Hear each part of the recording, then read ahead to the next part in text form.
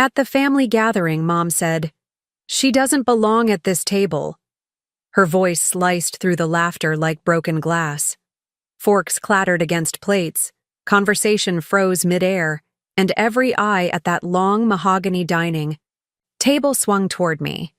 My throat burned, but I refused to give them the satisfaction of seeing me flinch. My mother, Linda, smirked like she'd just executed the perfect blow. "Before we begin, drop a comment and tell us where are you from and from which city you're watching our videos? And after watching the whole video, don't forget to tell us what would you do in this situation. Be honest. Tell me in the comments below. We read every comment. Let's begin."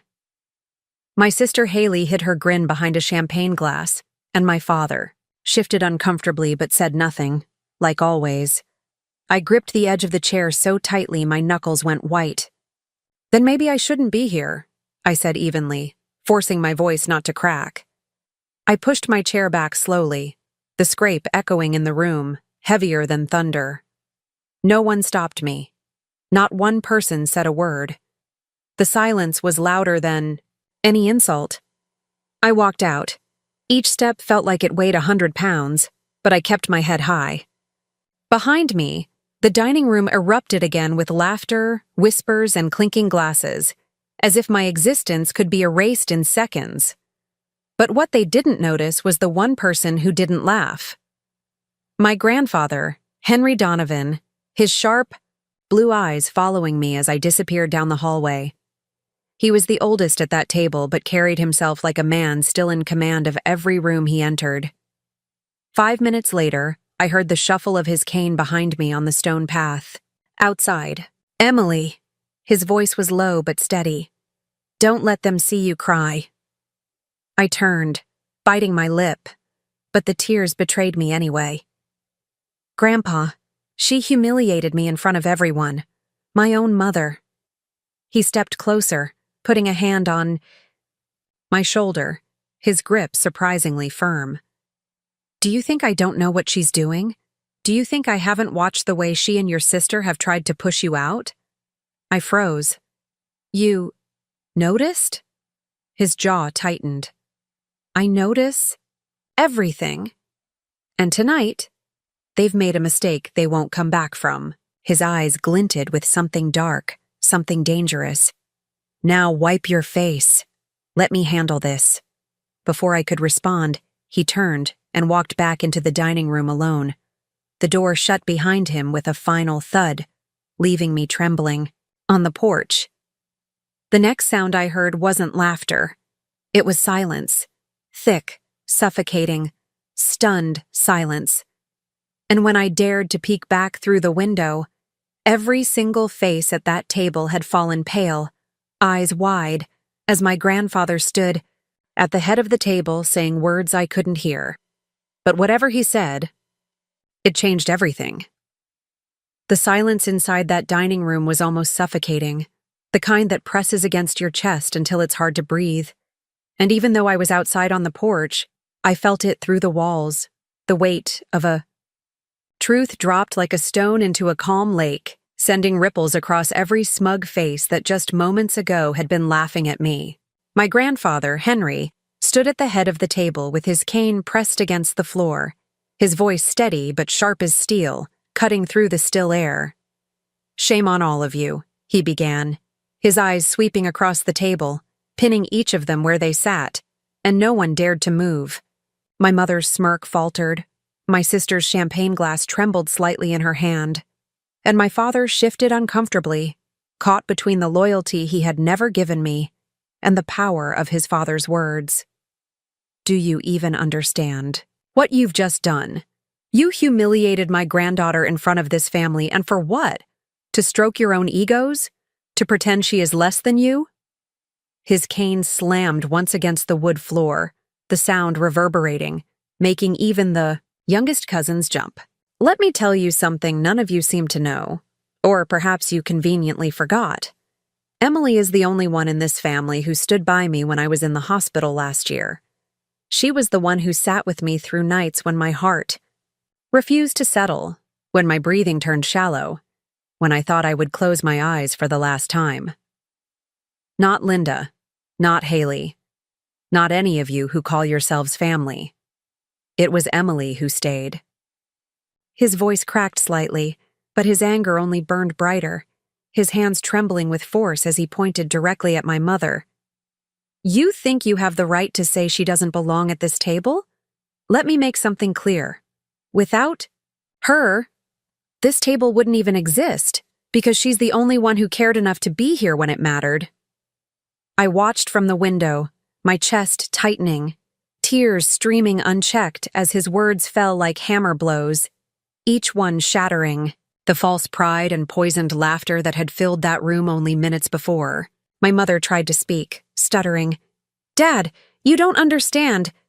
But he cut her off, slamming his cane again, eyes blazing. "I understand more than you think. I've seen your cruelty, Linda, the way you and Haley whisper behind her back, the way you've made her feel small every chance you get. And I stayed quiet longer than I should have. But tonight, I will not stay quiet. You've made her an outsider in her own family, and I will not forgive it." The room sat frozen, no one daring to meet his eyes, and then his next words dropped like a thunderclap. "Since you seem so certain, Emily doesn't belong. Let me tell you where she does belong. She belongs to me. She is my heir. Everything I've worked for, every piece of this family's wealth, every business share, every property, it all goes to her. Not to you, not to Haley, not to anyone else sitting here who thought mocking her made you superior. She is the one I trust to carry my legacy." Gasps filled the room. Haley's glass slipped from her hand and shattered across the floor. My father's face drained of color, and my mother's lips parted in disbelief as though the ground had been ripped from beneath her. The cousins looked at each other in panic, realizing the balance of power had shifted in an instant, and the same people who had laughed when I left the table now sat pale and trembling, stripped of their arrogance. "If she doesn't sit at this table, then none of you deserve to sit here either," Grandpa continued, his voice low but dangerous, each word deliberate. "Emily will choose who stays in this family and who doesn't, because I've seen your true faces tonight, and you should all be ashamed." He turned sharply, his cane tapping against the floor as he walked away, and the sound of his footsteps echoed louder than the silence left behind. When the door opened again, and he stepped back onto the porch, alone, his expression was hard, but his eyes softened when they landed on me.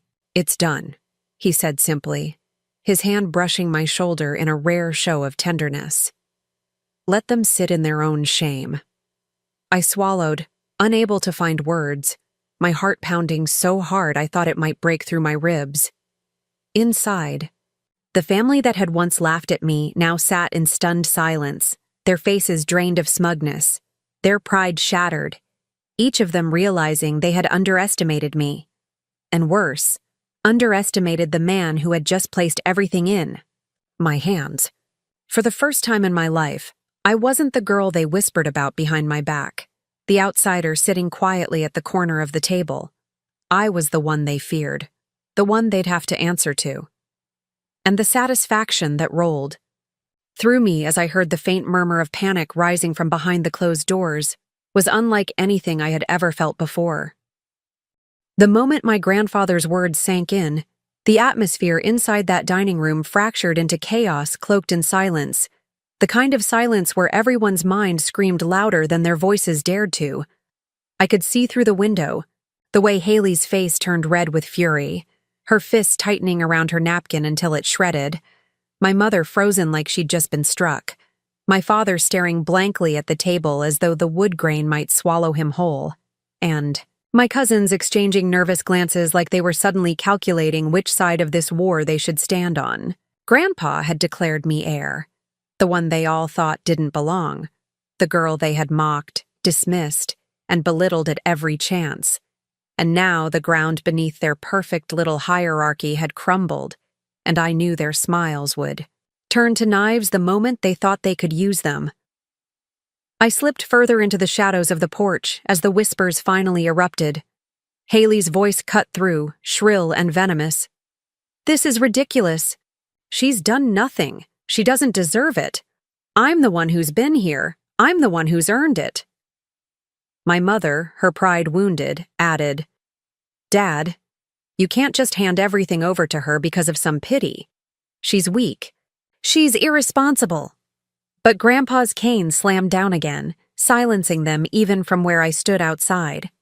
You will not speak about her that way again, he thundered, and the force in his voice made the chandelier above tremble slightly.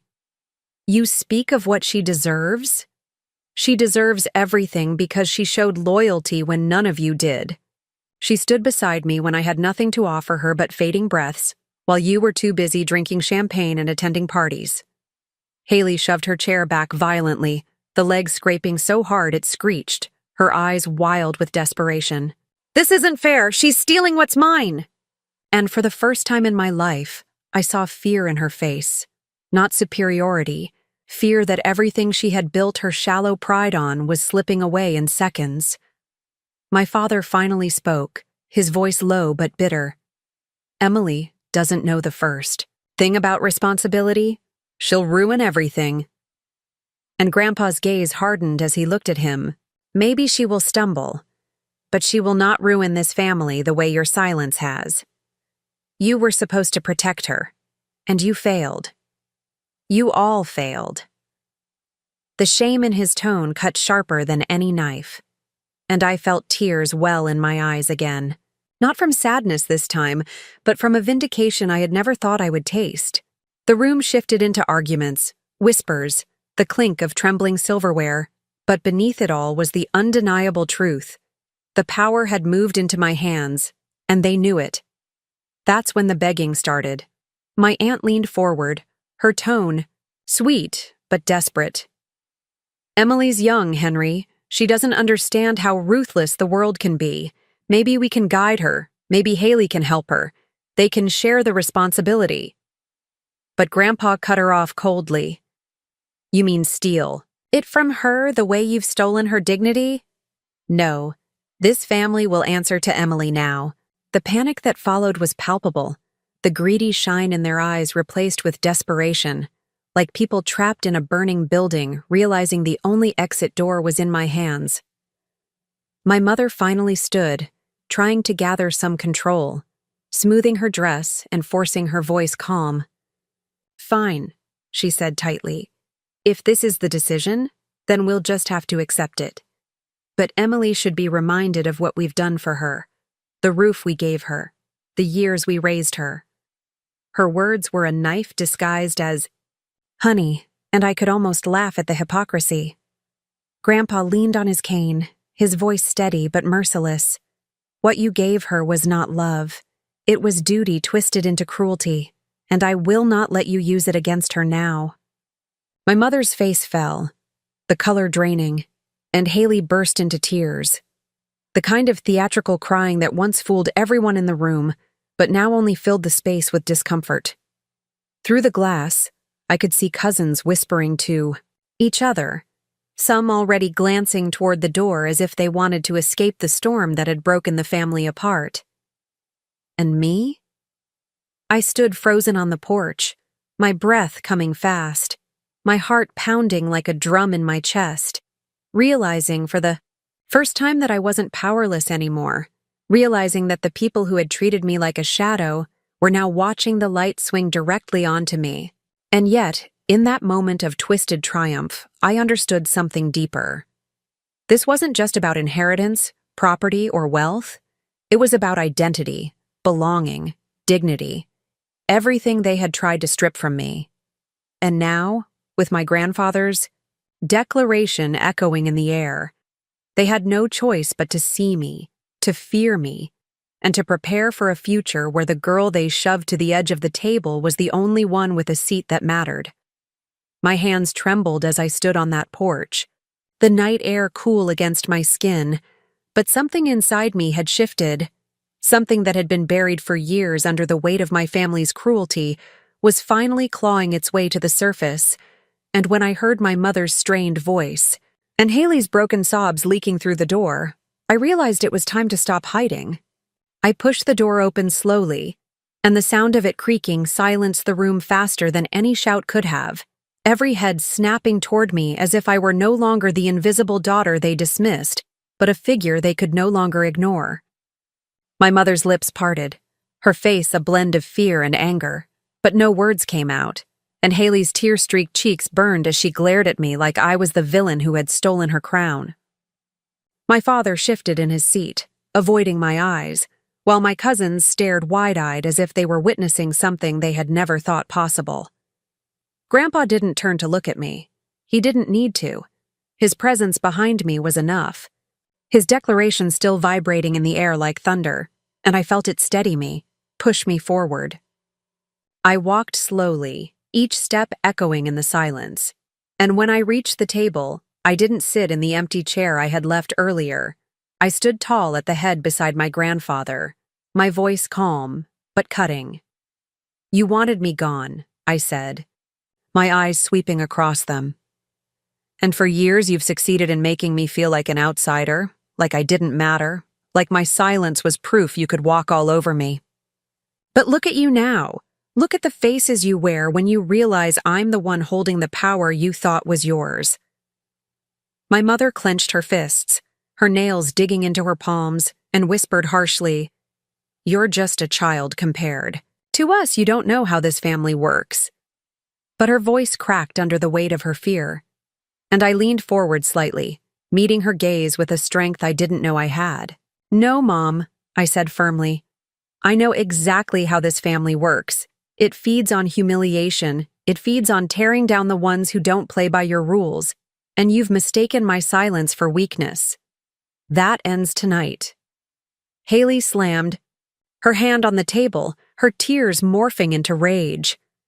"You can't do this. Everything was supposed to be mine. You've always been nothing," she screamed, and for a moment, I almost pitied her. But then I remembered every sneer, every cruel laugh, every whispered word meant to cut me down, and the pity dissolved into steel. "Maybe I was nothing to you," I said, my voice sharp. "But that's because you needed me to be nothing so you could feel like everything. But that illusion is over, Haley. You don't get to define me anymore." The room buzzed with tension, my cousins fidgeting nervously, my aunt and uncle staring down at their plates like the truth burned too hot to look at directly, and my father's jaw tightened as though he wanted to speak but couldn't find the words. My grandfather finally tapped his cane once, his voice low and final. "You've heard her. This is no longer a debate." And with that, the air shifted permanently. The family that once laughed at me now sat in silence, crushed under the weight of what they had lost, while I stood taller than I ever had before, no longer the girl who had been told she didn't belong at the table, but the woman who had become the table itself, the foundation they would have to bow to if they wanted a seat in the future.